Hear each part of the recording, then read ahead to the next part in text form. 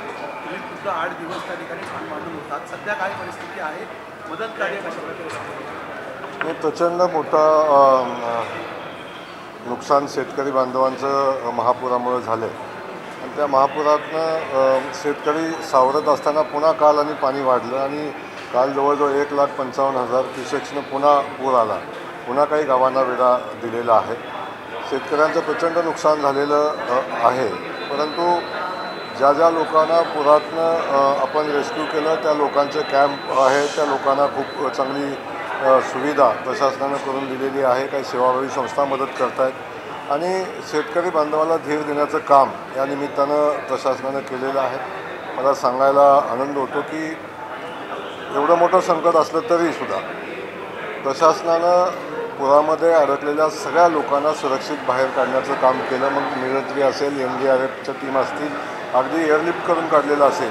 सगळ्या प्रशासनाने रात्रंदिवस मेहनत करून सगळ्या लोकांना सुरक्षित ठिकाणी हलवलं. आता ही परिस्थिती तशी काय फार चांगली असं म्हणता येणार नाही, पण आता पाणी थोडं थोडं कमी होते आणि शेतकऱ्याला या ठिकाणी थोडासा पाणी कमी होत असताना दिलासा मिळत असला तरी शेतकरी उद्ध्वस्त झालेला आहे. त्या ठिकाणच्या पिकाचं आणि घरांचं खूप मोठं नुकसान झालेलं आहे आणि आता पंचनामे चालू आहेत. माननीय मुख्यमंत्री महोदयांनी पहिल्या टप्प्यातली जी मदत आहे, जे बाधित घरांना ते जवळजवळ 10,000 रुपये आजपासून त्यांच्या लोकांच्या अकाउंटला पोचतील आणि बाकी सगळ्या सुविधा ज्या प्राथमिक देणं गरजेचं आहे ते प्रशासनाच्या वतीनं आम्ही द्यायचा प्रयत्न करतो. तुला सोडून विचारतो, टंचाईग्रस्त भागामध्ये आधी DPDCमधून 5% निधी करता येत होती. आता पूरग्रस्त भागातही देण्याचा निर्णय घेतलेला आहे. सरकारच्या मंजुरीची गरज भासणार नाही. आणि आता आपण पाहतो की माननीय मुख्यमंत्री महोदयांनी तातडीचा GR काढण्याच्या सूचना दिल्या आणि आता DPDCतला जो पूरग्रस्त भागासाठी निधी खर्च करत असताना ज्या मर्यादा होत्या त्या आता 10% वाढवलेल्या आहेत. त्यामुळे DPDCच्या बजेटचा 10% खर्च आता शासनाला इकडं मान्यता घ्यावी लागणार नाही. स्थानिक पातळीवर जिल्हा प्रशासन आणि पालकमंत्री महोदयांच्या अधिकारात तो खर्च करता येईल अशा पद्धतीचा GR झाला आणि त्याची कारवाई मला वाटतं कालपासूनच चालू झालेली आहे.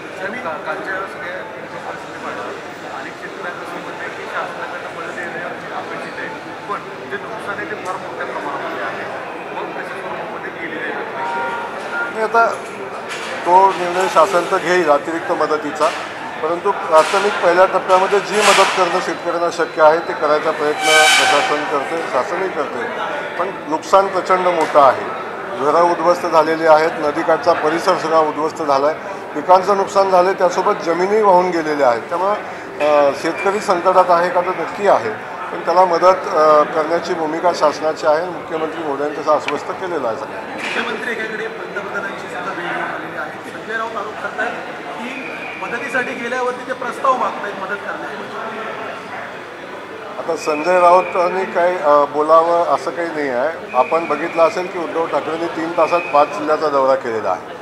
परंतु माननीय मुख्यमंत्री महोदयांनी सोलापूर जिल्ह्यात भेट दिली, मराठवाड्यात भेट दिली, 2 दिवस पूर पाहणी मुख्यमंत्री महोदयांनी केली आणि त्यानंतर या पूर परिस्थितीचा अंदाज आल्यानंतर माननीय मुख्यमंत्री महोदय दिल्लीला गेले आणि त्यांनी आदरणीय मोदीजींची भेट घेतली आणि या महाराष्ट्रातली सध्याची जी भयानक पूर परिस्थिती आहे याची माहिती मोदीजींना दिली आणि मला खात्री आहे की त्यातून केंद्राची खूप चांगली मदत महाराष्ट्राला मिळेल आणि शेतकऱ्यांना दिलासा देण्याचं जे मुख्यमंत्री महोदयांचं धोरण आहे त्याला बळ नक्की केंद्र शासन देईल.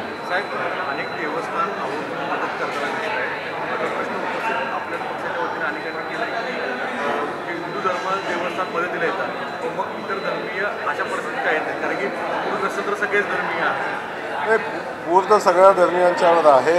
अनेक देवस्थानांनी मदत केलेली आहे. खूप कौतुकास्पद काम अनेक देवस्थाने करतात आणि त्यावेळी भावना साहजिक आहे की सगळ्यांनी मदत केली पाहिजे आणि त्यामध्ये ज्या भावना व्यक्त केल्या त्यात मला नाही वाटत काही चुकीचं आहे.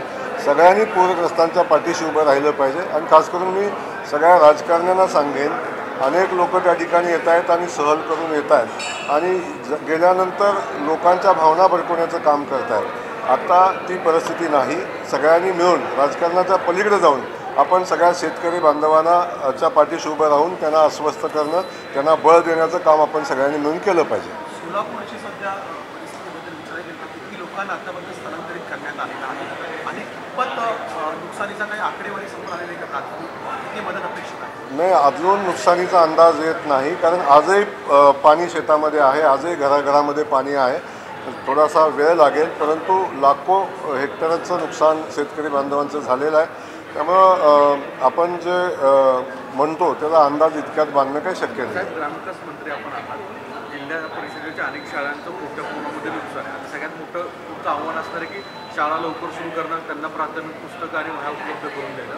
तशा दृष्टिकोनात ग्रामविकास खात्याचा काही अजेंडा दिसतोय?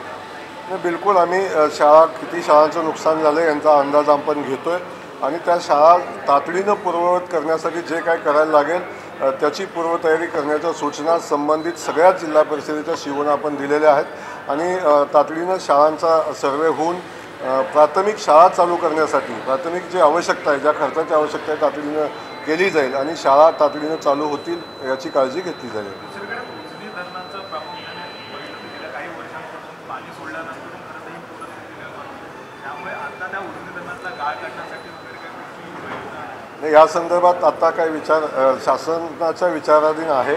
मला वाटते शासनाचं करण्याचं धोरण आहे, परंतु आत्ता आपण जो परिस्थिती आहे त्या परिस्थितीमध्ये पूरग्रस्तांना मदत करणं यालाच प्राधान्य देतो. बाकीच्या ज्या पर्याय आहेत त्याच्यावर आपण नक्की भविष्यात विचार करू.